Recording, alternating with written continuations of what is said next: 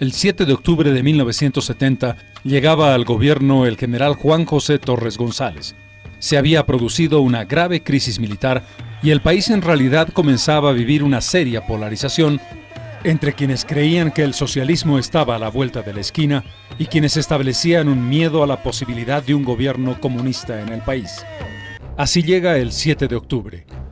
Así entra en la palestra un general que había mostrado ya en un célebre discurso en una reunión interamericana de jefes militares su posición claramente alineada con el pueblo. Torres jura en el Palacio de Gobierno, pero no como es habitual. Lo hace en el balcón y frente a una plaza llena. Lo hace comprometiéndose con lo que sería un destino trágico, en definitiva. El 11 de enero de 1971 llega el primer intento de derrocar al presidente. Allí comienza a conocerse un nombre, el coronel Hugo Banzer, que había sido ministro de Educación de René Barrientos Ortuño. El coronel Banzer fue inmediatamente dado de baja, pasó del asilo al exilio en Buenos Aires, donde comenzaría la conspiración. El 1 de mayo, la COB le da la espalda al presidente, que intentaba un gobierno realmente ligado al pueblo. La izquierda nacional, el comunismo, el trotskismo, los independientes de izquierda, campesinos, universitarios, intelectuales, clase media, fabriles, obreros, discutían, hablaban, amenazaban, planteaban soluciones que iban a llevar a Bolivia al cambio definitivo. Fue demasiada dosis para los Estados Unidos de América y para los países vecinos. El golpe de Estado contra el general Torres estaba ya cantado y el gobierno no tenía más remedio que aceptar esa posibilidad. El intento desesperado de hacer un enfrentamiento armado para salvarse no prosperó. Estaba claro que se llegaba a un punto de enfrentamiento irreconciliable. Bolivia estaba dividida en dos, y no se podía, o por lo menos no se pudo en esa circunstancia histórica, resolver por el diálogo lo que fue resultado por la sangre y por la violencia. Esas dos visiones de país llevaron a la confrontación definitiva del 21 de agosto. Si el gobierno de Torres vivió una emergencia permanente desde el mismo 7 de octubre de 1970, los últimos días del régimen fueron mucho más dramáticos y la emergencia se marcó de una manera decisiva. Después de las fiestas del 6 de agosto llegó la agonía. Todos sabían que el movimiento subversivo estaba en marcha. 1971 fue sin duda un año de inflexión histórica para Bolivia.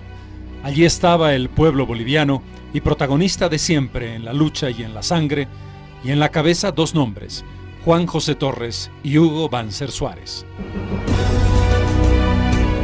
El golpe estaba en marcha. ¿Quiénes participaron?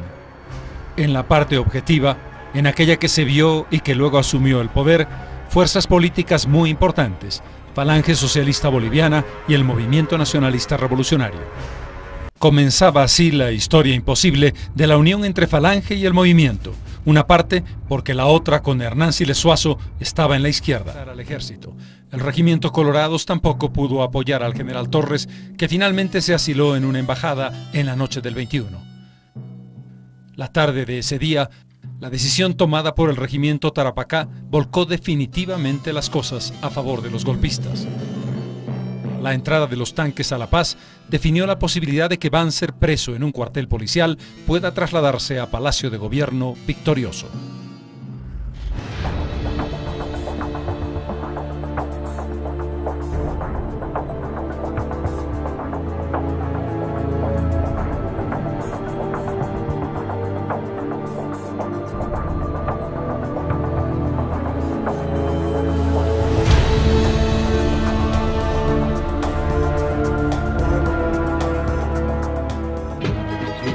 Una coalición denominada Frente Popular Nacionalista había llevado al coronel Banzer al poder.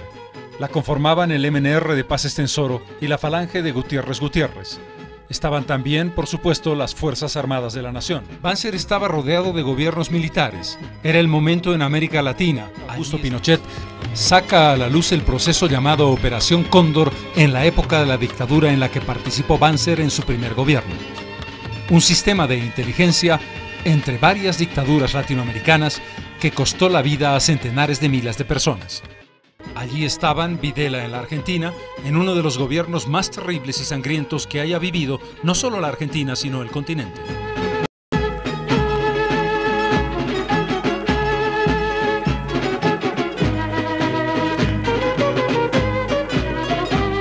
Dos esfuerzos internacionales fallidos determinan su gestión. Por una parte, el encuentro con su colega Ernesto Geisel del Brasil y una carta de intenciones para la venta de gas boliviano a esa nación. El otro esfuerzo se llamó Charaña. Tuvo que ver con el dictador Augusto Pinochet de Chile. Banzer intentó conseguir un espacio de terreno soberano sobre el Océano Pacífico que tuviera conexión directa con nuestro territorio. Las negociaciones fueron intensas. Le dije al presidente Pinochet que en nuestro problema marítimo, que tenía todo el deseo de que dos militares pudieran entenderse. Me mandó invitar para que en la frontera nos diéramos un abrazo. Yo le mandé decir que yo iba a la frontera, pero no a darnos un abrazo, que hablemos del tema. Y entonces nos fuimos a encontrar en la frontera para hablar del tema de la Mediterránea de Bolivia.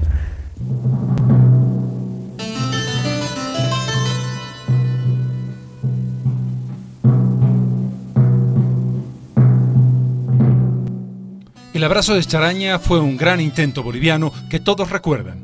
Finalmente, Pinochet dijo categóricamente que no. Incluso se habló de compensaciones territoriales. Pero las cosas no terminaron con la posesión del presidente. Los enfrentamientos, sobre todo a nivel de la universidad en la ciudad de La Paz, se mantuvieron algunas horas más.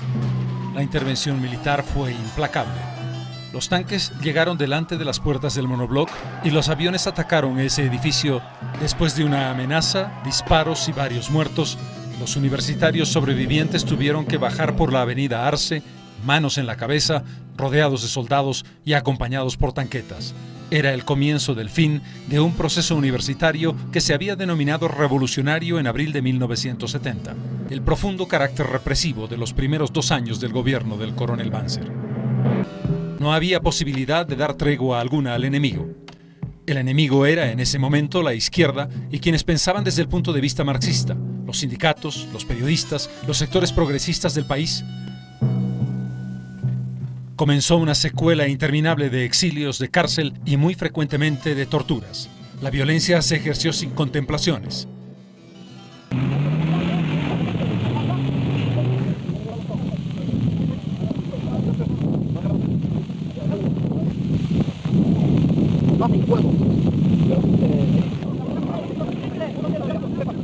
En este dramático contexto se crea el movimiento de izquierda revolucionaria, un partido que en ese momento defendía ideas radicales y que se enfrentaba a la dictadura, cuyo destino parecía estar y lo estuvo estrechamente ligado a esta joven organización. Fueron años muy duros, qué duda cabe. El enfrentamiento y sobre todo la acción del gobierno no tuvo reparos ni contemplaciones. Pero es evidente que una parte de los bolivianos apoyaban a un esquema respaldado por 2 partidos tradicionales. Pero ¿qué representaba este gobierno que había surgido de esa manera tan sangrienta? Pero desde luego, el país comenzó a crecer. Fue un momento de bonanza en muchos sentidos. Bonanza porque los precios de materias primas fueron notables. Bonanza porque había modelos de desarrollo que estaban siendo apoyados internacionalmente por grandes cantidades de créditos. Un crecimiento promedio entre el 4 y el 6% del PIB caracterizó la estabilidad económica y la política de esos años. Y verdaderamente, las grandes ciudades crecieron de modo espectacular. La Paz hacia arriba, Santa Cruz en el salto definitivo después del impulso dado por la Revolución de 1952. Los últimos años del gobierno de Banzer fueron un intento de consolidar una concepción desarrollista y de crecimiento. El gobierno del general Banzer tuvo un final no precisamente el previsto en julio de 1978. Un histórico movimiento se inicia precisamente la noche de Navidad, el 24 de diciembre del 77. 4 heroicas mujeres comienzan una huelga de hambre. Son mujeres mineras. Entre ellas estaba Domitila generadas por el terrible asesinato del expresidente Juan José Torres González el 2 de junio de 1976 en Buenos Aires.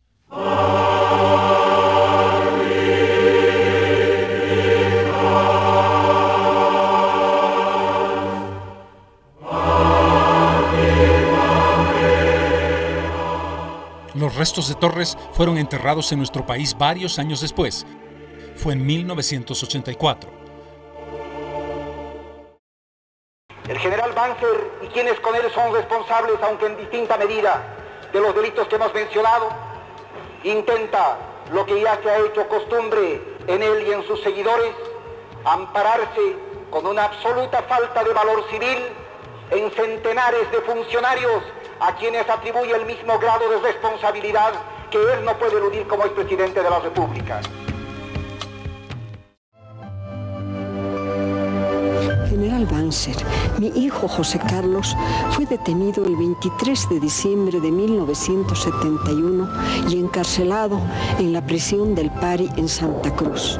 Si tuvo alguna responsabilidad, debió haber sido juzgado, pero jamás torturado y menos hecho desaparecer junto a otros dos jóvenes el 3 de febrero de 1972.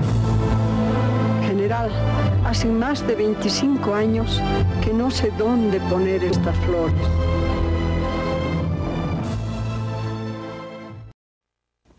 Banzer no pudo salir por la puerta grande del Palacio de Gobierno. El 21 de julio de 1978, su ahijado y favorito, Juan Pereda Asbun, protagonizó un golpe de Estado en su contra. Salió con lágrimas en los ojos. Habían terminado 7 años de férrea dictadura. Había terminado un gobierno que no logró unificar al país. Quienes fueron víctimas de la dictadura detestaron a Banzer de allí en más hasta su propia muerte.